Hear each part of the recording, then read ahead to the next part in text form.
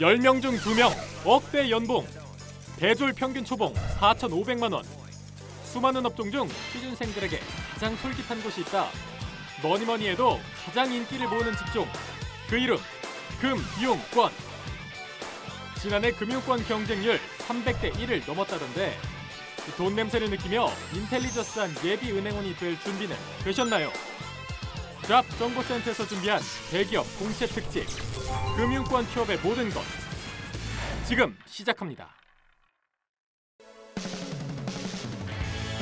안녕하세요. 성공 취업의 시작 잡정보센터의 김순재입니다. 안녕하세요. 이은정입니다. 네, 대기업 공채 특집 여러분의 기적 저희가 이제 8주차 이틀차를 맡고 있는데요. 네. 어느덧 벌써 8주차가 됐습니다. 네. 자, 오늘이 두 번째 시간인데 어제는 저희가 그 은행권 공채 전반에 대한 사항들 꼼꼼히 짚어봤습니다.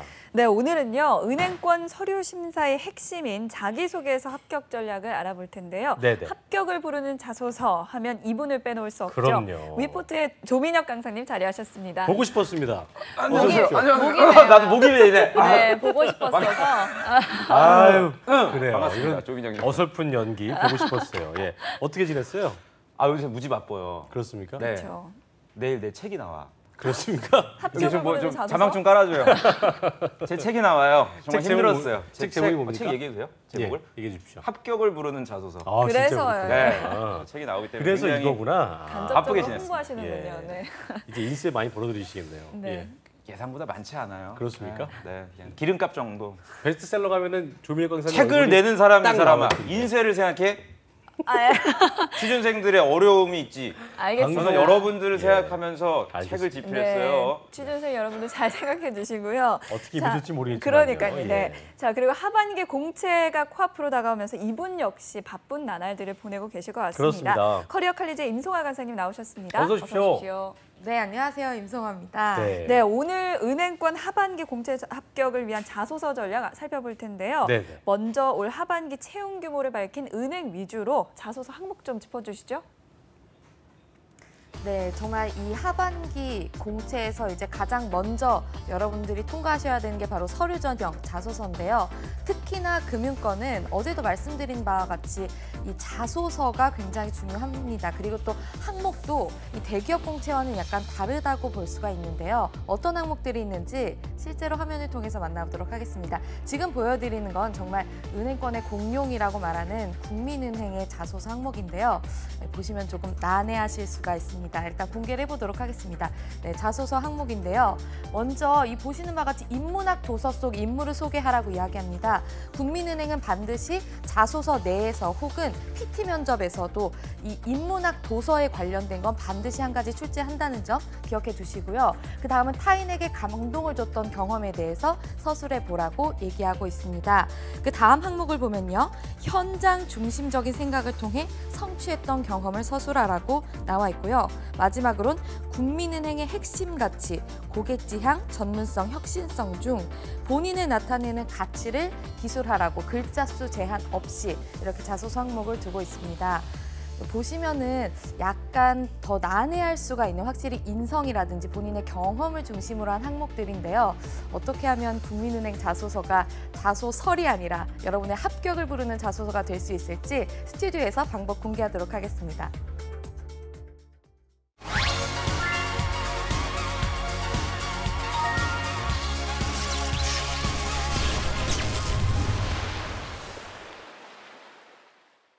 네, 임송아 강사님으로부터 자소서 항목을 저희가 짚어봤는데 진짜 헛웃음밖에 안 나온다 이런 생각이 들었고 네. 은행권 자소서 한 번 쓰면 3년을 늙는다 이런 얘기가 있던데 정말일 것 같아요. 그러니까요. 뭐 국민 문예다, 신한 문예다라는 말이 있듯이 그러니까요. 자소서라기보다는 자소서를 써야 될 것 같은데 일단 이 첫 번째 문제를 보면 인문학 도서 속 인물을 소개하라 이런 건 대체 왜 쓰는 거예요? 어떤 관계가 있을까요? 그러니까 사실 저도 그렇고요. 김승재 아나운서님도 그렇고 이윤정 아나운서도 그렇고 전부 다 전공이 사실은 저희가 인문학 전공은 아니잖아요. 사회과학 계열이시지 않습니까?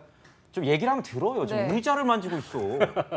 의자가 너무 나. 좀 잡아줘. 의자를 지금 저희가 네, 인문학 사회잖아요. 전공자가 아니기 때문에 사실은 이거를 깊게 이해하지는 못하는데 네. 저도 그 채용 담당자분들의 어떤 인터뷰를 보니까 인문학 소양을 강조하는 이유가 명확하더라고요. 그게 왜 그러냐면 네. 요걸 좀 주목해서 구직자분들이 아셔야 될 것 같아요. 그 대표적으로 인문학 소양을 강조하는 분야가 지금 저희가 3주 전에 다뤘던 자동차 분야랑 지금 우리가 다루고 있는 금융 쪽입니다. 이게 왜 그러냐면 그러니까 인문이라는 게 사람에 대한 탐구와 관심이거든요. 그렇죠. 여기서 사람을 갖다 우리가 그냥 일반적인 사람으로 여러분들이 정의하지 마시고 기업체에 입사하시는 거기 때문에 그 회사의 고객이라고 이해하시면 돼요.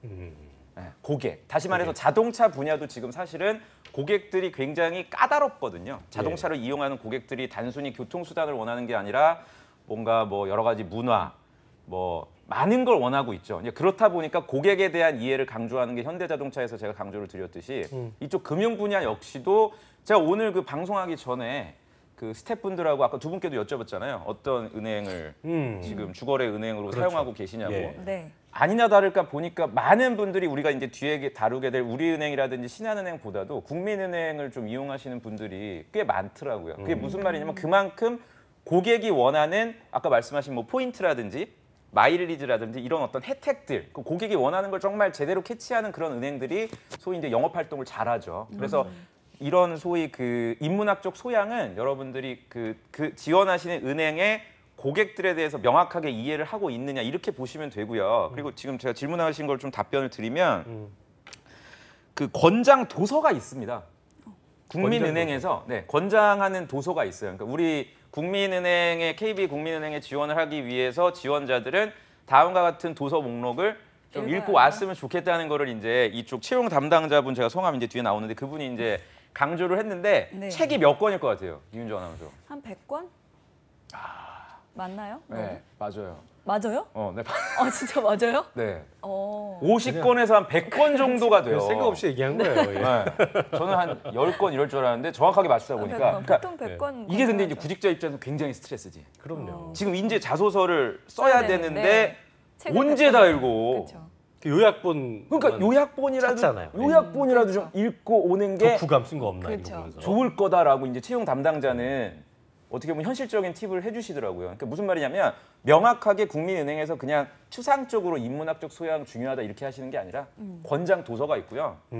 그리고 그 안에 권장 도서가 정말 뭐 전혀 어렵죠. 들어보지 못하고 이런 책이 아니라 삼국지 뭐 이런 소위 우리가 쉽게 어렸을 때 읽었던 그런 책들이라든지 최근에 이제 베스트셀러 이런 것들도 포함이 돼 있어요. 그러니까 그 중에 여러분들이 좀 빨리 읽을 수 있는 책을 보시고 전 작성을 하셨으면 좋겠고요. 그냥 막연하게 인문학적 소양이라니까 나는 그냥 어줍지 않게 뭐 역사적 인물 뭐 이런 거 그냥 내가 이순신 무지하게 많이 써요. 세종대왕. 좀 이렇게 저는 뻔한 인물인데, 뻔하지 그쵸? 않게 회사에서 강조한 인물이 있으니까요. 거기에 맞춰서 좀 작성을 그렇죠. 하셨으면 좋을 것 같아요. 그리고 좀 특징이 뭐냐면 예전에 다른 대기업들 보면 뭐 천자라든지 좀 그렇죠. 이렇게 글자 수가 자수가 좀 이제 통일된 부분이 많았었는데 여기 네. 보니까 200자, 뭐 600자, 뭐 어쩌라는 거예요 이건. 그러니까요. 그래서 이제 내일 출간되는 제 책에 다 적혀 이건 있나요? 개정판가 엄청 국민의 파네. 그 엄청 오늘 홍보를 해. 홍보하러 자소서 책이 어떻게 보면 지금 한 획을 걷다고 그렇습니까? 사람들이 얘기를 하고 그걸 본인 입으로 획을 긋습니까? 네, 예. 그래서 그 책에도 제가 자세하게 얘기를 해놨는데 김승재 아나운서님 말씀대로 국민은행 같은 경우에는 약술형 항목이 한 4가지가 있고요. 서술형 항목도 한 3가지가 있어요. 그래서 서술형 항목도 약술은 요약인 거예요. 그렇죠. 요약하는 뭐 지원자의 어떤 가치관을 드러낼 수 있는 거 한 100자 사건을 써라 이런 식으로 약술도 있지만 서술형도 존재해요. 그러니까 구직자분들이 좀 서술형이 이제 이런 게 있습니다. 성장 과정을 통해서 귀하를 소개해라. 네. 그리고 뭐 KB 국민은행이 귀하를 채용해야 되는 이유와 KB인이 되기 위하여 준비한 본인만의 경험 및 노력. 굉장히 뻔한 거예요. 다른 회사에서도 저희가 정말 많이 다뤘던 그런 항목들이 서술형으로 나오고 있고요. 국민은행 자기소개서 항목은 짧아요. 아까 전에 뭐 자소서리다 이렇게 말씀을 하셨는데 그렇죠. 국민은행은 정말 쉽게 여러분들이 접근할 수 있는 회사고 제가 학생들도 보면은 그 호서대학교 알아요? 알죠. 아산에 있는. 또 모르는 게 없어 학교는. 예. 예전에 절강대에서 끝났잖아 내가. 절강대 터뜨리고 나서 아산시 배방면 세출리에 있는. 예, 알고 있습니다. 예. 근데 그 호서대학교를 문제가 졸업하신 분이 국민은행의 서류가 통과가 되더라고요. 어. 예. 제가 그러니까 뭐 굉장히 호서대가- 그 학교를 무시하는 게 아니라 아니 나 무시하는 건데. 솔직히 무시하는 그렇게 얘기하지 마. 그래요? 그럼 호서대하고 서강대하고 그러니까 무시한다기보다는 이제 어쨌든 아니, 조금 더 에이. 실력 차가 무시해도 돼요. 그렇습니까? 네, 구직 시장에 호소대 있어서는 관계자분 기분 나빠할 거예요. 전화해요 그럼 나한테. 네. 호서대가 이제 명확하게 이제 막 나가네. 선호하는 학교는 아니잖아요. 그럼에도 불구하고 이 친구가 우리가 아까 얘기한 그런 인문학적 소양, 권장 도서도 읽고 그 지금 얘기한 이런 서술형 항목들도 꼼꼼하게 600자밖에 안 되기 때문에 여러분들이 저는 조금만 정성을 기울이시면 쓰실 수가 있어요. 약간 또 패자부활전의 개념이겠네요. 그 친구는. 그렇죠. 그러니까 들어갈 때는 정신 못 차렸다가 들어가고 나서 공부. 그래서 이분이 그 얘기 나온 김에 호소대학교를 졸업했는데 본인도 모르게 그러니까 은행권을 생각했던 게 아니고 이분은 BGF 리테일을 생각했어요. CU 유통회사를 그렇죠. 왜냐하면 장교였기 때문에. 근데 이게 통과가 된 거야 1차 서류가. 그러더니 인적성이 되더니 1차 면접도 되더니 최종에서 떨어졌어. 안 됐어요. 안 됐어요. 그래서 안 저한테 됐구나. 선생님 뭐 건강하세요. 그러고 메일이 왔는데 12시간 뒤에 또 메일이 왔어요. 농협이 된 거야. 야. 그래서 지금 농협을 다니고 굉장히 있어요 이 친구. 아니 굉장히 두광훈이야. 어, 광훈아 건강하지? 그래. 두광훈 씨. 네, 두광훈 축하드리고요. 이분 같은 예. 경우 그러니까 된단 말이에요 이게. 그쵸. 학교 그렇네요. 네임밸류가 조금 떨어지더라도 자기소개서 어제 미스터 뱅스 쌤도 나오셔서 아주 좋은 말씀 많이 해주시는데 그러니까요. 자기소개서 정말 중요하다. 그러니까 인간적으로 좀 본인이 학교가 조금 더 지방 대학이라든지 좀 네임밸류 떨어져서 걱정되는 분들이 이 방송 보고 있다면 좀 더 힘이 될 수 있겠네요. 그러니까 나는 이렇게 정리해 주는 게 너무 좋다니까. 그러니까. 괜히 이렇게 어줍지 않게 뭐 상대적으로 그렇게 네임밸류가 뭐 높지는 않지만 낮지도 이렇게 하면 안 돼요. 직구로 가자는 거죠. 그렇죠. 네, 알겠습니다. 변하고 던지면 안 돼. 아까 보니까 홈런 맞아. 네. 항목 자체가 되게 많은데 네. 이거를 꼼꼼히 다 쓰려다 보면은 네. 예, 쓰다가 제가 볼 때는 어떤 접수 시간을 놓치지 않을까 생각이 드는데 음. 은행하고 직접 관련 있는 항목이 있겠고 그렇죠. 또 아까 얘기했던 인문학스러운 항목 요 둘 중에는 어떤 걸 좀 더 중점적으로 둬야 될까요? 이거는 당연히 인문학. 행원이라는 직무에 맞춰야 됩니다. 그렇습니다. 그리고 인문학적 소양은요 여러분들이 좀 겁내지 않으셨으면 좋겠어요. 저희가 예전에 현대자동차 그 역사관 에세이에 대해서도 기억하니? 우리가 7월 중순에 다뤘잖아요, 여러분들. 맞아요. 네. 지금 몇몇 분들은 좀 기억을 못 하고 있는 것 같은데 다시 복습을 하실 필요가 있습니다. 저희가 역사관에 대해서 네. 정말 강조를 했는데 그거는 아주 좁은 범위에 예, 너무 그렇게 스트레스 받으면서 준비하실 필요는 없다고 그랬거든요. 인문학적 소양을 갖춘 인재도 사실은 지원자 분들 중에서 그렇게 많지는 않을 거예요. 그러니까 이게 가산점 항목 개념이라고 보시면 된단 말이에요. 그러니까 올림픽으로 따지면 뭐라고 설명해야 되지? 가산점. 가산점. 예. 그러니까 뭐 연기 같은 그 체조나 이런 데서 아 잘한다. 굳이 하지 않아도 되지만 좀 더 이걸 시도했을 때 더 받을 수 있는 그런 것들. 그러니까 물론 이제- 손현재 선수가 곤봉을 그렇죠. 그렇죠. 뭐 이렇게 네. 뭐 그런 거 있을 거야. 네. 네. 그러니까 그런 프리미엄 항목이라면 보시면 되지. 이거를 또 그런 게 있더라고. 아, 나는 인문학적 소양 이걸 어떻게 써야 될까? 자소서 쓰는 기간이 일주일밖에 안 되는데 이거를 책을 갖다 또한 그렇죠. 일주일을 읽다가 또 제출하는 시기를 놓치는 맞아요. 분들이 있어서 그러니까 어쨌든 네. 필수적으로는 은행과 직접적인 관련이 있는 항목에 좀 더 신경을 쓰라는 부분을 좀 집중하셔야 될 것 같고요. 아 그리고 나는 이게 국민은행의 욕심이야. 왜 욕심이에요? 무슨 인문학적 소양까지 원해요. 지원자들한테 지금 자격증 따고 애들 바빠 죽겠구만. 그러니까. 이거 전화해요. 국민은행 담당자가 나한테. 네. 화내시지 말고요. 욕심이에요 이거는. 자, 알겠습니다. 욕심이니까 여기서 마무리 짓는 텐데 네. KB 국민은행 자소서 잘 쓰기 위한 신의 한 수 정리해 주시죠. 네. 제가 이거 고민을 많이 했어요. 공개를 해야 되나. 그래서 하셔야죠. 안 하기로 했어요. 왜요? 하셔야죠. 아니야. 왜요? 해야 돼? 네. 해야죠. 해야죠. 해야 돼 이거를. 그러려고 방송에 나오잖아요. 안 해두시려고 그래요. 예. 좀 생각할 시간을 좀 줘. 네. 이게 3C란 게 있어요. 삼시. 네. 3C. 이거 3C에 맞춰서 자기소개서 쓰시면 돼요. 아까 전에 말씀드렸던 광훈이도 3C에 맞춰서 서술형 항목을 썼어요. 이게 뭐냐면 국민은행 채용 홈페이지에 들어가면 콜라보레이션, 콜라보레이션. 네, 크리에이티브, 그다음 한 가지인데 지금 기억이 안 나네. 커스터머 오리엔티드인가 뭐 있을 거예요. 고객 중심. 요 고객 중심. 세 가지 아까 전에 임소환 강사님 얘기해 주신 거 있죠. 그 현장에서 뭔가 이렇게 감동을 줬던 경험. 이게 이 중에 하나에 해당이 돼요. 그것까지는 내 얘기 안 할게요. 네. 알겠습니다. 그러니까 이 3C 중에서 3C.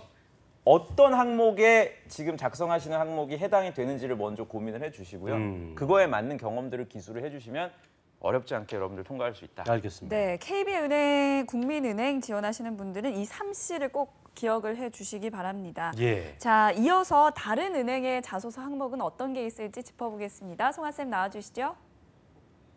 네, 이번에는 우리은행 자소서 항목 알아보도록 하겠습니다. 정말 우리은행 자소서 항목은 더 가관이라는 점 기억해 주시고요. 네, 지금 한번 보시도록 하겠습니다. 지금 우리은행 자소서 항목인데요.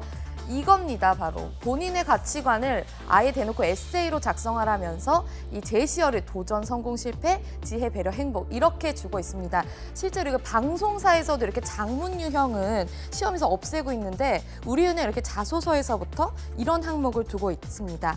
그래서 굉장히 어떤 인문학적 소양이라든가 어떤 본인의 장문 능력이 굉장히 중요할 텐데요. 그리고 추가적으로 항목 좀 살펴보면 창의적 사고로 이뤄낸 변화에 대해서 말씀해 주세요. 라고 되어 있습니다. 그리고 마지막으로는 자신의 끼를 발산해서 이 실패를 두려워하지 않고 도전하는 깡을 발휘한 이런 경험을 말하라고 실제로 깡이라는 단어를 이 자소서 항목에 문항으로 사용을 하고 있습니다. 그래서 600자 작성이 되어 있는데요. 우리은행은 기존에도 직접 우리은행 영업점을 방문해서 시중 타 은행과의 차이점을 설명하라 이런 항목도 있었을 정도로 굉장히 자소서 항목이 어려운데요. 그 문항은 지금 빠지고 창의적 변화를 이뤄낸 경험을 서술하라고 했습니다. 네, 굉장히 정말 당황스러우실 텐데요. 네, 우리은행 지원하신 분들 힘내시고요. 이번에 200명 채용한다고 합니다. 그 200명 안에 들어가기 위한 자소서 합격 전략 스튜디오에서 공개하겠습니다.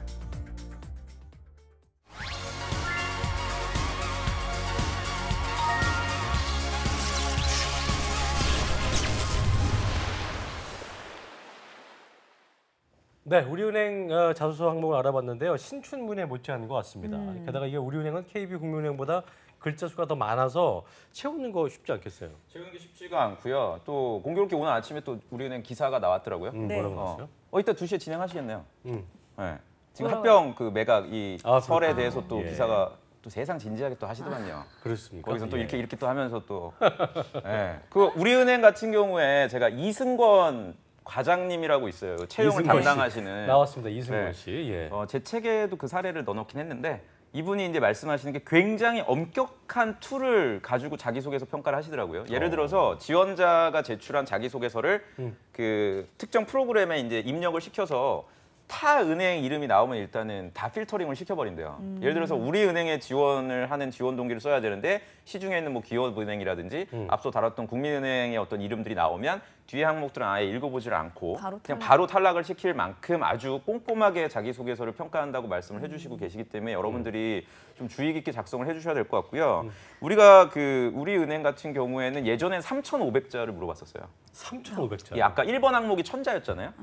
6가지 제시어, 뭐 도전, 뭐 배려, 행복, 네. 뭐 이런 거 주고서 이제 작성을 해봐라. 너의 어떤 일대기, 마이 스토리를 작성을 해라. 이렇게 해서 3,500자를 물어봤는데 지금은 1,000자로 줄어든 걸로 알고 있고요. 근데 우리은행이 좀 작성하기가 구직자분들이 어려운 게 뭐냐면 일반적으로 이제 부지런한 구직자분들은 그 자기소개서 그 먼저 서류 접수가 시작되기 전에 이 전 시즌에 나왔던 자기소개서 항목을 보고 미리 작성을 합니다. 칭찬할 만한 학생들이죠. 근데 우리은행은 매 시즌마다 항목을 바꾸고 있어요. 그렇다 보니까 사실 사전에 미리 써놓기가 굉장히 까다로운. 그러겠네요. 그래서 딱 채용이 오픈된 다음에 그때서야 이제 바쁘게 쓰는 학생들이 많기 때문에 여러분들이 조금 발빠르게 경험 정리라든지 질문의 의도 파악을 해주셔야 좀 대응이 가능하지 않을까. 만자였어요? 만자 다 만자? 합해서 1번부터 3번 항목을 다 합치면 만자는 진짜 만자였다가 3,500자 됐다가 이제 50장 천자 된 분이잖아요, 거예요. 50장 분이요. 네, 그 정도. 근데 그럼에도 불구하고 이거를 갖다 꼼꼼하게 또 다 평가를 하니까. 근데 보니까 네, 네. 제 얘기는 그렇게 길게 쓴다는 거는 그만큼 다 꼼꼼히 본다는 얘기 아니에요. 그렇죠. 그걸 다 꼼꼼한. 읽을까요, 과연? 다 읽죠. 다 읽기는 하는데 이렇게 이해를 해야 되겠죠. 모든 지원자의 자소서는 물론 읽지만 그 n분의 1을 하잖아요. 지원자는 많아질 테고 개인당 할애되는 시간은 상대적으로 적어질 수밖에 없겠죠. 그래서 사실상 내 자소서를 평가하는 인사 담당자가 읽는 시간은 1분이 채 되질 않아요. 네.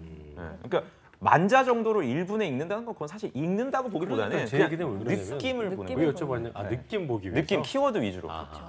근데 이 장문의 자소서를 작성하려면 네. 일단 쓸 얘기가 많아야 되잖아요. 소재가 그렇죠. 많아야 될 것 같은데 좋은 질문이세요. 그래서 제가 아까 전에 그 대기하는 동안에 물어봤던 이유가 우리은행을 주거래 은행으로 쓰시는 분이 있나를 한번 여쭤봤는데 저하고 임성화 강사님 말고는 없더라고요. 저도 사실 우리은행을 쓰는 게 뭔가 적극적으로 우리은행이 좋아서라기보다는 그냥 보통 학교 다닐 때 학교 은행이 우리은행이면 이제 쓰는 경우가 많잖아요. 그래서 저는 이제 쓰는 경우였고 예전에 한일은행 그런 뭐 한- 개념이 그렇죠. 이런 거 진짜 한일은행 그러니까 그런 좋은 거. 것 같아요. 최고인 것 같아요. 이런 사무은행 어떤 뭐 이런 거. 예. 깨알 지식 있잖아요. 그렇죠, 그렇죠. 예. 그래서 우리은행 같은 경우에는 사실상 지금 후발 업체입니다. 따지고 보면 국민은행 같은 어떤 1등 기업이라기보단 따라가는 입장이기 때문에 이런 소위 후발 업체들이 신입사원을 뽑을 때 가장 중요시하는 게 있어요. 그게 바로 창의력입니다. 창의력. 예. 그래서 지금 준비된 자료를 제가 또 보니까 우리은행 이태영 인사부장님께서도 네. 최근 은행권이 스마트 금융 같은 이제 비대면 채널 쪽을 통한 영업이 이제 확대되고 있거든요. 대면이 아닌 그렇죠. 비대면. 이 비대면 채널이란 게 굉장히 중요합니다. 온라인이나 모바일을 통해서 스마트 앱을 많이 사용하도록 만들기 위해서 우리은행 최근에 이제 나왔던 광고 보시면 기억에 남는 게 유재석 씨 나와서 위비톡 삐톡? 좋아 맞아요. 뭐 이런 거 있잖아요. 맞아요. 그런 어떤 모바일 뱅킹을 주력하는 것들이 사실은 어떻게 보면 지원자의 창의력, 어떤 기획력 이런 것들을 많이 원하죠. 그래서 아까 전에 송아 쌤이 읽어주신 그 4번 항목 있잖아요. 창의력에 대한 게 추가된 항목이에요, 최근에. 그래서 이런 항목들을 여러분들이 어떻게 보면 앞에 있는 천자 항목보다도 조금 더 심도 있게 작성을 해줄 필요가 있다라고 좀 그러니까 강조드리고 예전보다는 지금 말한 대로 비대면 그 거래가 많아지다 보니까 싶어요. 맞아요. 인문학적인 소양보다는 지금 말씀하신 대로 어떤 소프트웨어를 개발한다 그런 창의성들 그렇죠. 그런 것들을 더 주안점에 둔다고 볼 수 있겠죠. 그렇죠? 그렇죠. 그래서 사실은 작성을 우리은행만큼은 여러분들이 자기소개서를 작성할 때 굳이 막 은행 쪽 관련된 경험이나 어떤 통장, 경제학적 지식 이런 거 아니어도 돼요. 내가 예를 들어서 창업을 했던 경험이라든지 뭔가 특히 이공계 분들 굉장히 선호합니다. 컴퓨터공학이라든지 IT 전공자들, 전자공학과 전공자들 이런 분들이 프로젝트 연구하시면서 뭔가 개선하고 창의를 발휘했던 경험들이 상대적으로 많거든요. 그래서 우리은행 같은 경우는 특히나 이제 핀테크나 이런 IT 관련된 인력들도 많이 뽑고 있어서 그런 어떤 흐름을 여러분들이 좀 이해를 근데 해주신다면 그런 흐름이 네. 우리뿐만이 아니고 국민도 마찬가지 다 그러지 않을까요? 상대적으로 좀 달라요? 덜하죠. 근데 덜하죠. 그래요? 국민은행은 이제 그래도 아직 먹고 살만해요. 은행 중에서는 후발업체라고 좀 보기가 어려워서. 그래서 저는 그래서 은행권 정말 여러분들이 노리신다면 국민은행이나 이런 기업은행, 네. 소위 업계에서 좀 약간 탄탄한 고객을 갖고 있는 이런 은행보다 나라가 망하지 않는 한 망하지 않을 것 같은 그런 그렇죠. 은행들. 네, 그런 은행보다 저는 이런 도전적이고 힘들지만 창의적인 인재를 많이 뽑는 우리은행과 같은 은행에 좀 많은 분들이 지원을 해주시면, 그러니까 상대적으로 내가 스펙은 여리한데 활동이나 어떤 창의적인 경험이 많다 이런 분들이 좀 지원을 많이 하셨으면 좋겠고요. 영상 보시는 분들 중에 이공계 분들 특히 저는 네, 우리은행 한번 노려보면 좋을 것 같습니다. 승부수를 좀 띄워볼 수 있겠네요. 그렇죠. 그렇죠? 예. 네, 그렇습니다. 그리고 이달 말 오는 31일에요. 오후 2시에 건국대 새천년관에서 MT 페스티벌을 통해서 이 우리은행 채용에 대한 설명을 들을 수 있다고 하니까요. 우리은행 공채를 준비하시는 분들은 꼭 기억해 주셨으면 좋겠습니다. 제가 건국대 여기 새천년관에서 그 나가시나요? 아주 큽니다 건물이. 아주. 지승환 PD랑 같이 뭐 하나 했었어요. 그랬군요. GPD 뭐 했었습니까? 예. 뭘 했죠? 굉장히 좋아. 굉장히 좋은 또 예. 장소기 때문에 많은 분들이 관심 가져주시면 그렇죠. 좋을 것 같아요. 자, 저희가 국민과 우리은행까지 알아봤고요. 이제는 또 3대 은행 중에 하나인 네. 신한은행의 자소서 항목을 좀 살펴보겠습니다. 송아 쌤 나와주시죠. 네, 신한은행 역시 올해 200명 채용한다고 밝혔습니다. 마지막으로 신한은행 자소서 항목 살펴볼 텐데요. 이 신한은행 자소서 항목에는 함정이 숨어 있습니다. 어떤 함정인지 같이 한번 보도록 하겠습니다. 네, 일단 자소서 항목을 공개하면요. 먼저 본인의 입행 후 포부라든지 지원 동기 그리고 수학 내용 등의 성장 과정을 서술하라고 되어 있습니다. 근데 여기서 보시는 바와 같이 여러분 입사 후 포부라고 하시면 안 되고요. 은행권은 반드시 입행이라는 단어를 사용해 주셔야겠습니다. 그 다음 내용을 보시면요. 여기에 이제 우선적으로 생각하는 가치, 그런데 이런 것들은 굉장히 개인적인 것들을 두고 있습니다. 신념, 신앙, 가족, 자유, 본인의 개인적 행복 이런 것들 중에 두 가지를 택해서 서술하라고 되어 있는데요. 여기에서 정말 본인의 개인적인 가치만 담아주시면 이 합격이 아니라 불합격으로 가실 가능성이 높아진다는 거 참고해 주셔야겠습니다. 그럼 다음 항목 보도록 할 텐데요. 그 다음 항목은 본인이 생각하는 신한은행이라는 브랜드의 강점과 약점 기술하고 이 채용에서 있어서 본인이 생각했을 때 이 신한은행의 강점을 일으킬 수 있는 그런 아이디어를 제시하라고 기술했습니다. 그리고 마지막 항목을 보시면요. 자신만의 남다른 자랑거리 그런 것들, 자소서에 담지 못한 내용들을 선택적으로 입력하라고 되어 있습니다. 지금 신한은행 자소서도 마찬가지로 3,000자에 가깝는데요. 그래도 예전에 5,500자였을 때보다는 나아졌다는 점, 네, 여러분에게 네, 말씀드리고 싶습니다. 이 항목은 선택적 사항인데 아무래도 본인의 자랑거리를 덜 기입하는 사람보다는 더 기입한 사람이 유리하지 않을까 싶습니다. 그럼 마지막으로 신한은행 자소서 합격 전략 스튜디오에서 알아보도록 하겠습니다.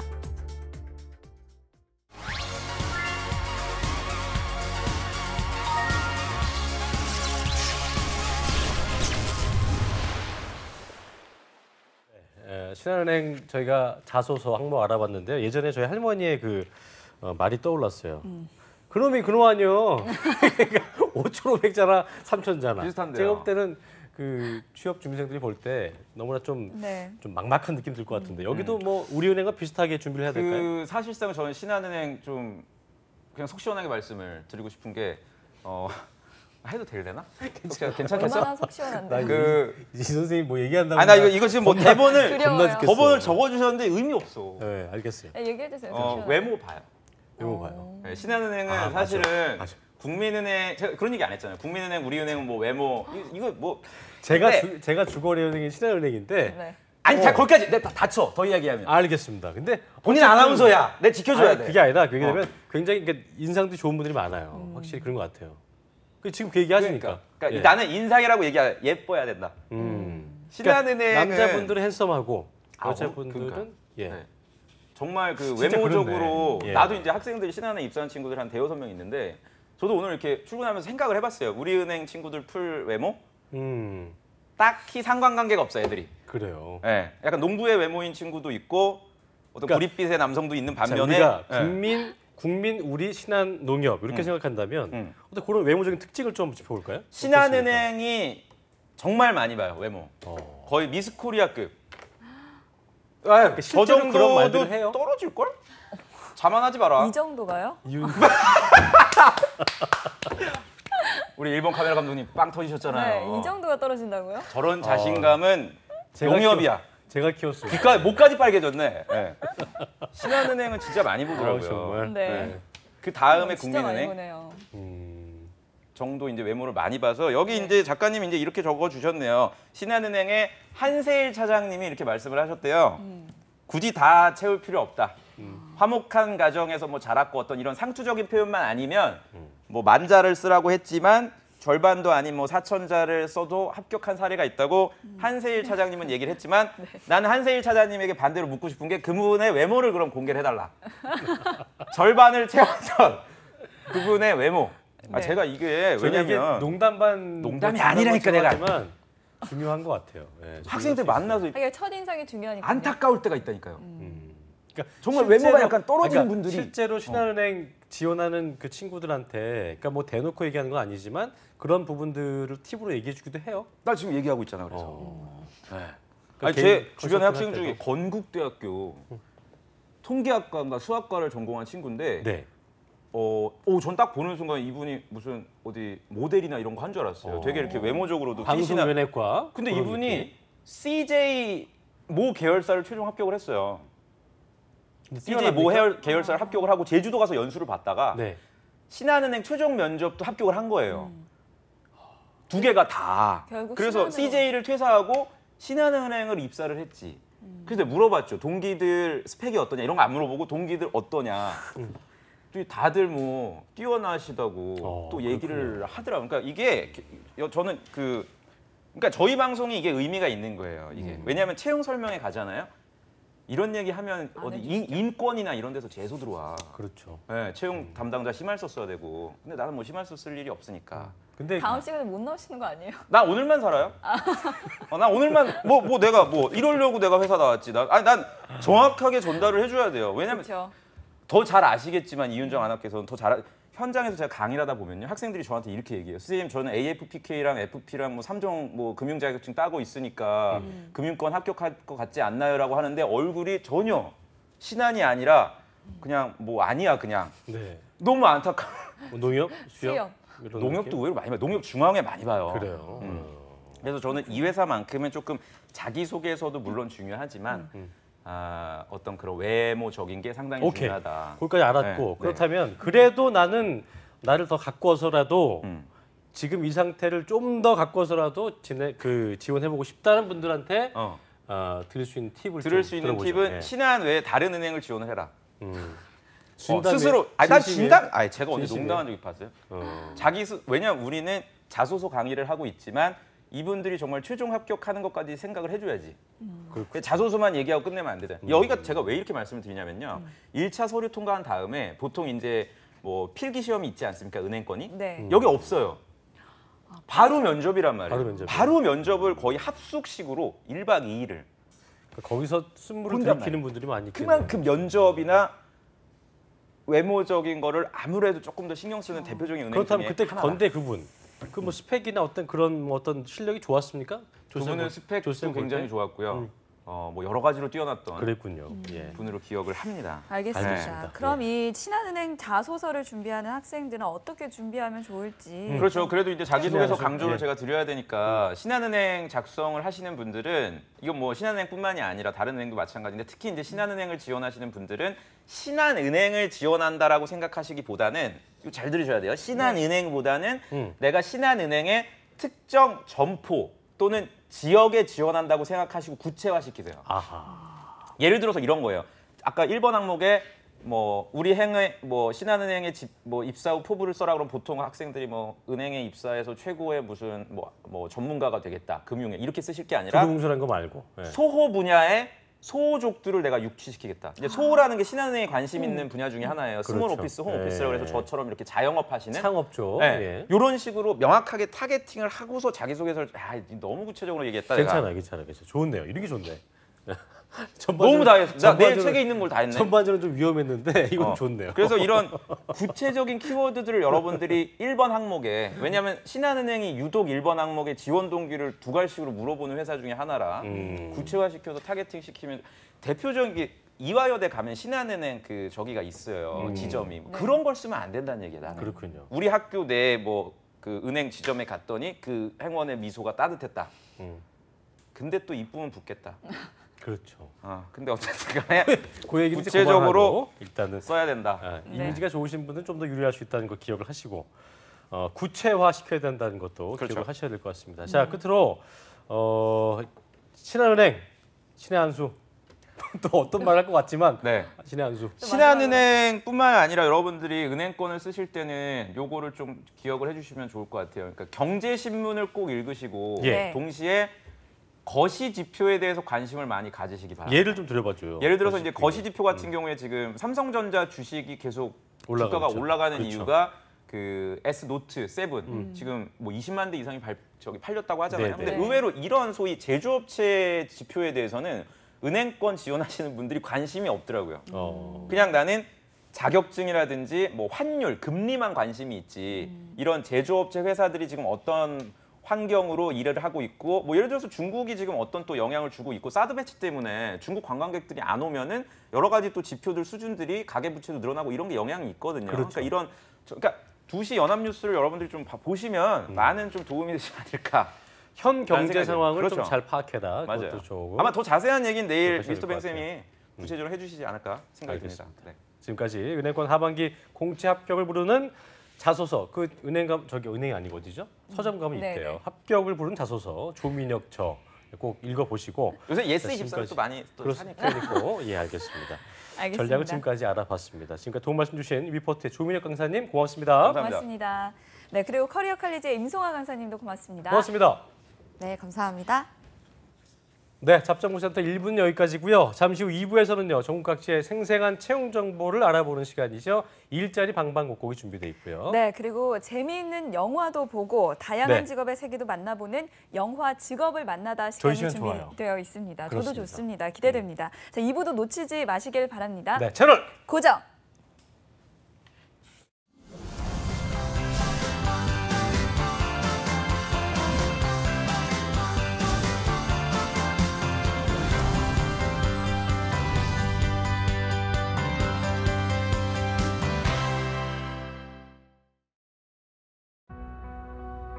포기하지 마라. 좌절하지 마라. 경쟁에서 이겨라. 저는 이런 말 하고 싶진 않아요. 좌절할 수도, 포기할 수도 있죠. 경쟁에서 질 수도 있습니다. 저도 뭐 지는데 익숙한 선수인데 대신에 이런 말 하고 싶습니다. 괜찮아. 넌 잘하고 있어.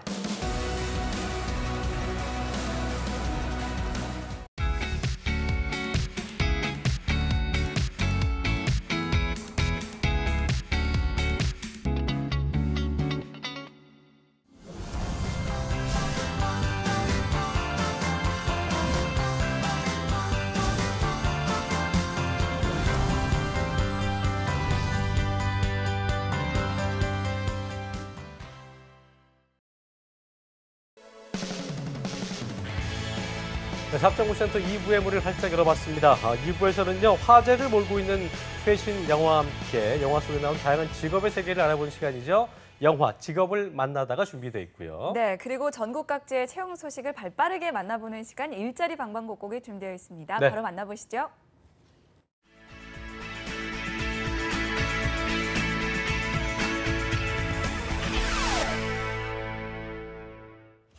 자, 일자리 방방곡곡 오늘은 부산 고용센터부터 들러보겠습니다. 네, 부산 고용센터의 신유경 주무관님 전화 연결되어 있습니다. 주무관님 안녕하세요. 안녕하세요. 네, 안녕하세요. 부산 고용센터 신유경입니다. 네, 부산 지역의 인재를 구한 기업 어디입니까? 네, 오늘 먼저 소개해드릴 기업은 네, 오성 ENG입니다. 오송 ENG요. 예. 네, 부산 사상구 감전동에 있는 산업용 고주파 기계 제작 업체로 CNC 밀링 기사 1명을 구하고 있습니다. 네, 네. CNC 밀링이라면 어떤 업무를 하는지 지원 자격도 좀 살펴볼까요? 네, 구체적인 업무는 산업용 고주파 기계를 가공하는 업무이고요. 네. CNC 밀링 경력이 3년 이상이어야 지원할 수 있습니다. 그렇습니다. 경력직 채용인데요. 급여와 지원 방법 좀 알아볼까요? 네, 주 6일 근무에 급여는 월 300만 원 이상이고요. 예. 경력자는 협의 가능합니다.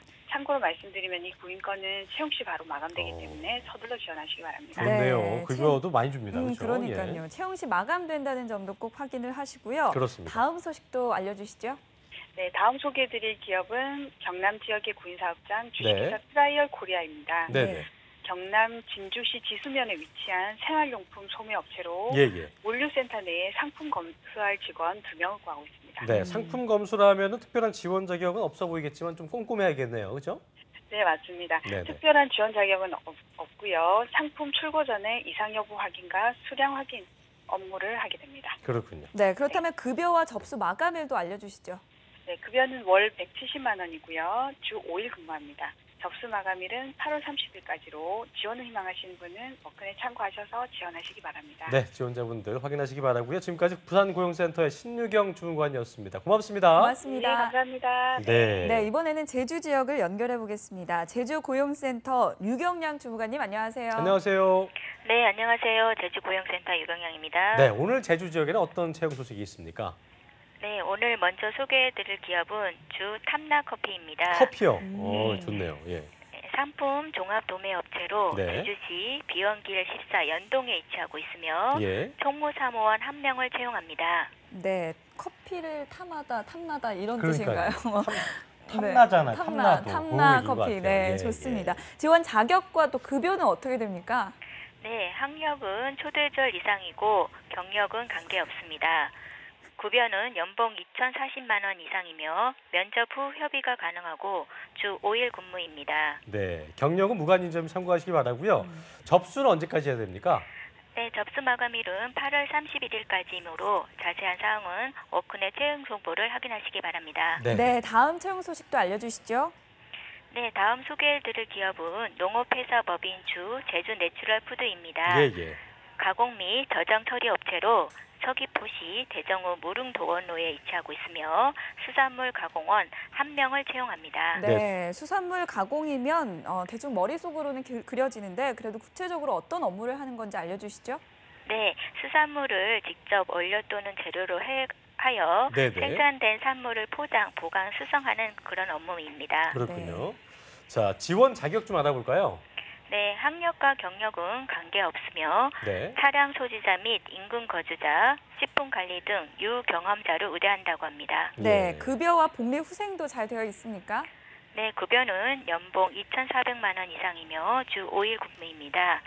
복리후생으로는 기숙사 및 차량 유지비가 지원된다고 합니다. 접수 마감일은 네. 채용 시까지므로 이력서, 자기소개서를 작성 후 가능한 빨리 지원하시기 바랍니다. 네, 구직자분들 오늘 제주도의 탐나는 채용 소식들 네. 채용 시 마감이라는 점 확인을 하시고요. 네. 서둘러 지원하시길 바라겠습니다. 오늘 소식 고맙습니다. 고맙습니다. 네, 고맙습니다. 네, 지금까지 일자리 방방곡곡 부산, 경남, 진주시와 제주도의 채용 정보 살펴봤습니다. 네.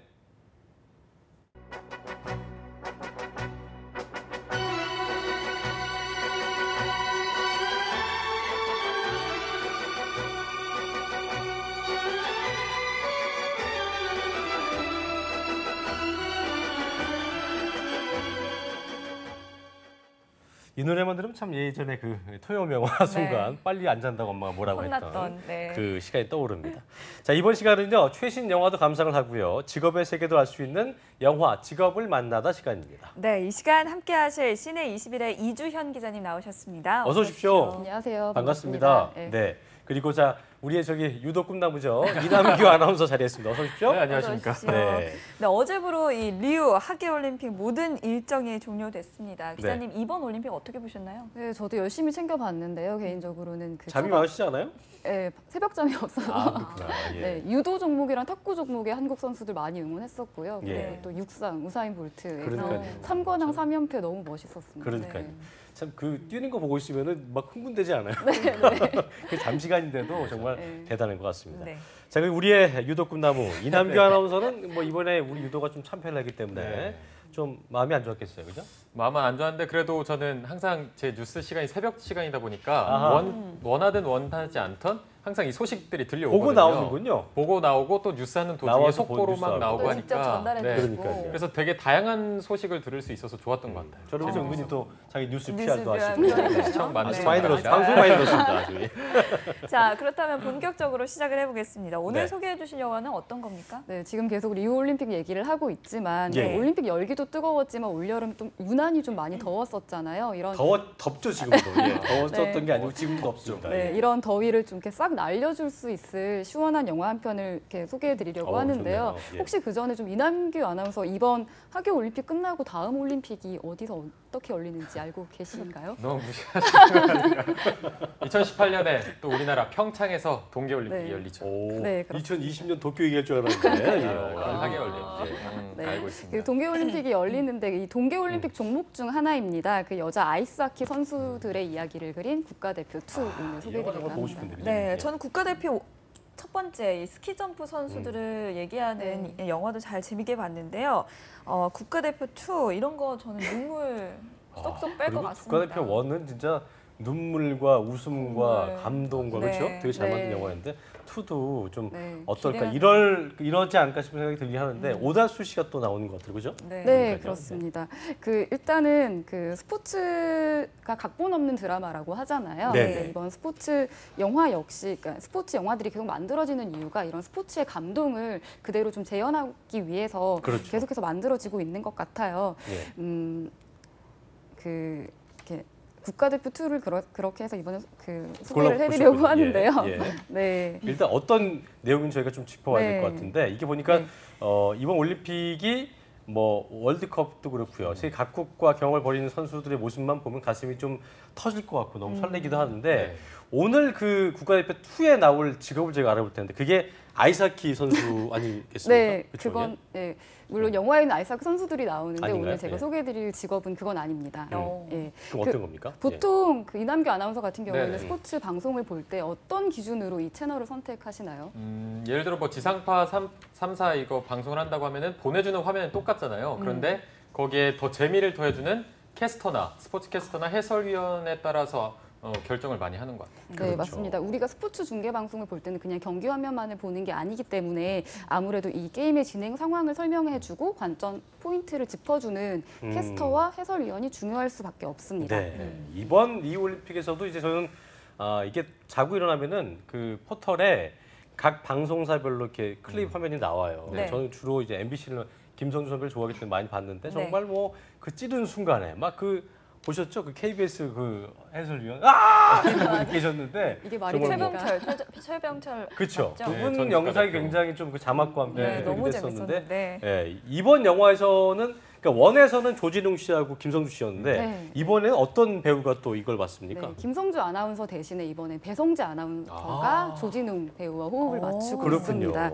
예. 사실 1편 때만 해도 그 조진웅 배우가 지금만큼 이렇게 좀 인기를 크게 얻진 않았었는데 그때 좀 막 예. 좀 뚱뚱하고 그렇죠. 네, 살이 조금 찌셨던 상태였고 그리고 그러니까요. 사람들이 배우라고 생각하기보다는 진짜 해설위원이 아닌가라고 그러니까요. 좀 많이 오해를 하기도 했었고 맞습니다. 이번 영화에서도 특히나 그 아이스하키 전문가 같은 말투로 음. 예, 굉장히 특유의 좋은 연기를 보여주고 계십니다. 그랬군요. 저도 이게 영화가 조금 관심이 있어서 그 기사로 먼저 조금 살펴봤거든요. 네. 이 조진웅 씨 캐스터 연기에 대한 그런 평가가 있었는데 이게 지문 없이 대사만 70페이지가 넘는다고 들었거든요. 이게 맞는 건가요? 네, 그렇습니다. 그 기본적으로 굉장히 그 대사량이 많죠. 네, 그거를 다 외워서 그 연기를 했다고 하고요. 그 경기마다 이렇게 뭐 중국전, 한일전, 북한전 이렇게 경기마다 매 컨셉을 달리해서 거기에 맞는 뭐 시니컬한 태도로 임했다가 점점 응원을 하게 되는 이런 식으로 변화를 줘가면서 연기를 했다고 합니다. 네, 실제 이 배성재 아나운서랑 같이 중계를 하는 걸 보면 진짜 실제 스포츠 중계를 보는 것 같은 느낌이 들 것 같다는 생각이 드는데요. 우리 2부의 마스코트 이남규 아나운서가 이 스포츠 캐스터로도 활동을 했었잖아요. 네, 잠깐 했었죠. 네, 그 직업 좀 소개 좀 해주시죠. 일단 아나운서를 준비하면서 굉장히 다양한 분야에서 준비를 많이 하잖아요. MC도 하고 DJ도 하는데 저처럼 이제 준비를 하면서 스포츠 캐스터란 직업을 알게 된 분들도 있고 아니면 아예 축구를 너무 좋아하거나 스포츠를 좋아해서 아예 스포츠 캐스터가 되기 위해서 준비만 하는 분들도 있는데 일단 배우는 건 굉장히 비슷한 것 같아요. 그 과정을 거쳐서 이제 어떻게 보면 아나운서가 할 수 있는 가장 역동적인 그렇죠. 역할이라고 생각이 되는데 그걸로 이제 또 각종 스포츠나 그런 데서 하는 스포츠 것 같습니다. 캐스터는 남자 아나운서들의 뭐 로망이다 이런 네. 얘기 있을 만큼 정말 어렵기도 하면서도 정말 그 매력적인 그 부분이기 때문에 많은 남자 아나운서들이 하고 싶어하는 직업이기도 하죠. 예. 네. 그러니까 뭐 국가대표 2에 출연했던 배성재 아나운서 같은 경우에도 굉장한 네네. 축구 마니아시거든요. 그렇죠. 그래서 축구 팬들한테 많은 사랑을 받으면서 그 축구 캐스터로서 이렇게 인지도를 높여가게 됐습니다. 네. 네, 이런 식으로 스포츠 전문 채널 같은 경우에는 이렇게 전문 스포츠 캐스터를 두고 있어요. 예. 그래서 해설위원이 좀 전문적인 얘기를 한다면 스포츠 캐스터는 좀 시청자들이 편안하게 그 스포츠 경기를 즐길 수 있도록 경기의 흐름을 짚어주고 설명해주는 사람이라고. 제가 아는 뭐 후배도 이제 스포츠 전문 채널에서 스포츠 캐스터를 하고 있는데 이번에도 리우도 갔다 왔다고 하는데 배구 경기를 이제 그 친구가 하는 걸 봤는데 정말 뭐 아는 지인이기도 하고 그 준비를 어떻게 하냐 물어봤더니만 뭐 엄청나게 그 상대 선수들부터 해서 공부를 많이 출전부터 해서 하겠죠. 엄청나게 많은 양을 준비해야 돼서 뭐 어쨌든 그것들을 이제 일어나는 장면들을 그때그때 맞춰서 시청자들한테 전달도 해야 되고 또 내용도 알아야 되기 때문에 굉장히 쉽지는 않지만 할 때마다 어떤 그 역동적인 느낌이나 네. 그런 희열을 느낀다고 얘기하더라고요 보니까. 예. 네, 이남규 아나운서는 어땠습니까? 저는 정말 잠깐 했는데 또 이게 TV를 통해서 방송되는 게 아니라 인터넷을 통해서 이게 생중계를 하고 또 현장에 나와 있는 관객들을 위해서 했던 거였는데 그렇죠. 인터넷으로 보는 분이 한 많아야 70명 정도 되는데도 엄청 떨리더라고요. 이게 대본이 없고 제가 준비해간 애드립으로 만큼 나오는 거니까 준비를 많이 했는데도 이게 상황이 정말 막 빠르게 변하잖아요. 누가 누구한테 솔직히 패스했고. 듣는 분들은 경기만 보거든요. 네. 잘 안 보는데도 제가 말하면서 저한테 긴장하는 거죠. 맞아요. 그렇죠. 그게 제일 큰 것 같아요. 그러니까요. 제일 힘들었습니다. 자, 그럼 영화로 돌아와서 저희가 스포츠 캐스터 해설자에 대해서 알아봤고 국가대표 2는 어떤 영화인지 좀 알아봐야 될 텐데요. 좀 짚어주실까요? 네, 앞서서 그 김용하 감독의 국가대표 2가 2009년에 개봉했습니다. 원이 그렇죠. 2009년에. 이번에 선보이는 영화는 7년 만에 선보이는 네네. 속편이고요. 그 전편과 이번 영화는 캐릭터 설정이라든지 드라마 구성이 꽤 흡사합니다. 그 국가대표 1편에선 동계올림픽 유치를 위해서 정식 종목 중 하나인 스키점프 국가대표팀이 급조되고요. 그렇죠. 이번에는 그 성별과 종목이 바뀌어서 그 동계올림픽 유치를 위해서 여자 아이스하키 팀이 급조됩니다.